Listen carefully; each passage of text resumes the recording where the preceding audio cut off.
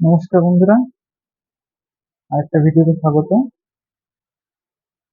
আজকে ভিডিওটা হচ্ছে মানুষের মন নিয়ে, হিউম্যান মাইন্ড।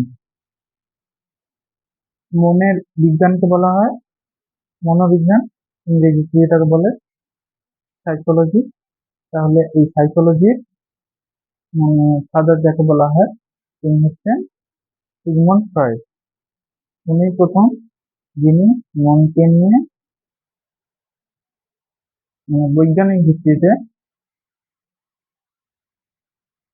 ভেবেছিলেন আর কি, আর বিভিন্ন মতবাদ দিয়েছিলেন। তো উনি বলছেন যে আমাদের মনটা হচ্ছে দুটো, মনটা মেনলি হচ্ছে দুটো অংশে বিভক্ত। একটা হচ্ছে কনসাস আর একটা হচ্ছে আনকনসাস। এর মাঝে একটা থাকে প্রি কনসাস। সেটা পরে আবার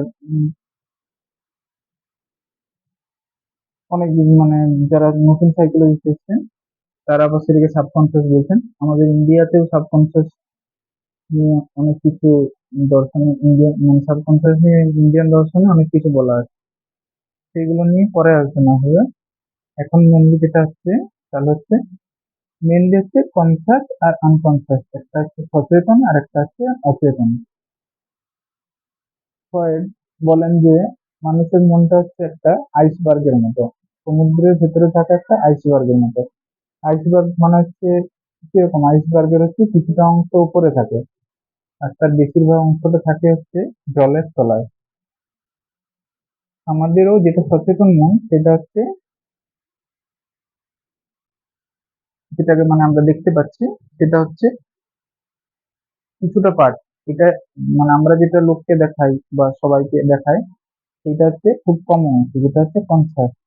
বাকিটা হচ্ছে আমাদের ভেতরে আছে, যেটা যেটা আমরা কাউকে দেখাতে চাই না, বা আমরা নিজেও সবসময় সেটাকে, সেটা কিভাবে কাজ করছে সেটা তো ভিডিওতে শুনবো, সেটা আমরা জানি না। আনকনসিয়াসের বেশিরভাগ আনকনসিয়াস পার্টে যেগুলো থাকে সেগুলো আমাদের কাছে সবসময় অ্যাক্সেসিবল নয়, আমরা সেগুলোকে সবসময় অ্যাক্সেস করতে পারি না। এইগুলো হচ্ছে দুটো পার্থক্য। তাহলে একটা হচ্ছে কনসাস আর একটা হচ্ছে আনকনসাস। এরপরে সিগমন্ড ফ্রয়েড একটা যেটা দিলেন, মেন যেটা যেটা নিয়ে দর্শন দর্শন সরি সাইকোলজি যেটা, সেটার মানুষের মনটাকে যেভাবে বিভক্ত করছে সেটা হচ্ছে মানুষের মনটাকে তিনটে ভাগে তিনি ভাগ করেছেন। একটা হচ্ছে ইড, একটা হচ্ছে ইগো, আর একটা হচ্ছে সুপার ইগো। ইডটা হচ্ছে পুরোপুরি কাজ করে ইনস্টিংক্টের উপর। ইনস্টিংক্ট মানে হচ্ছে প্রবৃত্তি। আমাদের ধরুন ধরুন প্রবৃত্তি কোনগুলোকে বলা হয়, খিদে, সেক্সুয়াল ডিজায়ার, এগুলো সব হচ্ছে প্রবৃত্তির এক ধরনের। তাহলে এগুলো হচ্ছে ইড।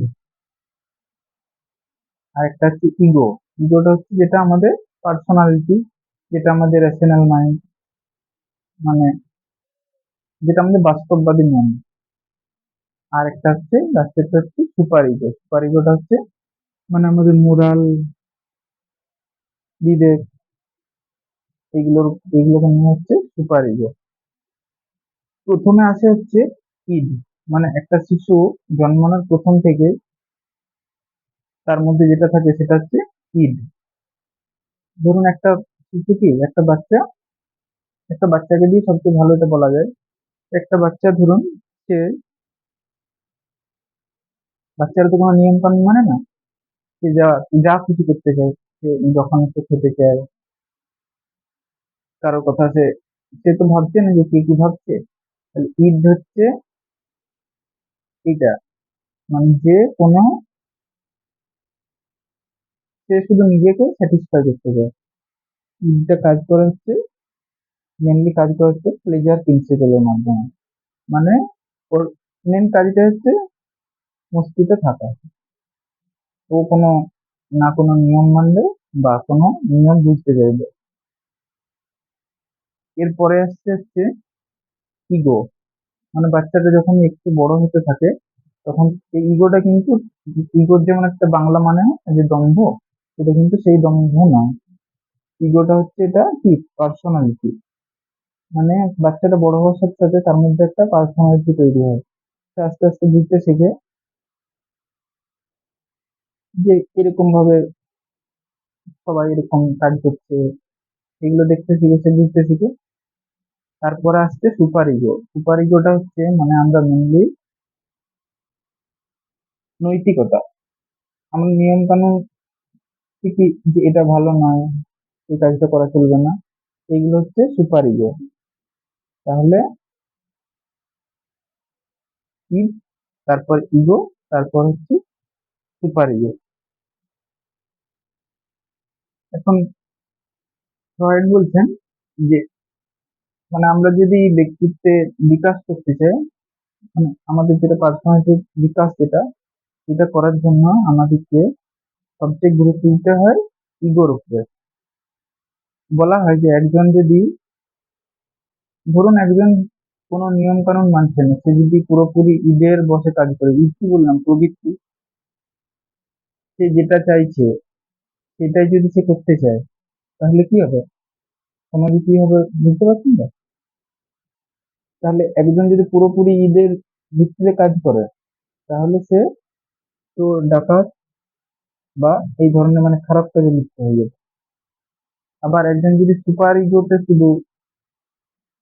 যদি শুধু মেনে চলে, তাহলে সে হচ্ছে অতিরিক্ত সাধু হয়ে যাবে। এমনকি সমাজটাকে তো বিভিন্ন নিয়ম শেখাচ্ছে, এটি করো না সেটি করো না।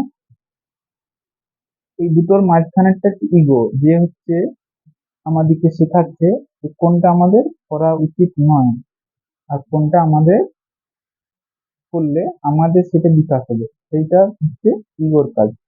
তাহলে আমাদেরকে মেনলি যেটা বিকাশ ঘটাতে হবে আমাদেরকে, যেটার উপর আমাদেরকে জোর দিতে হবে, সেটা হচ্ছে ইগো।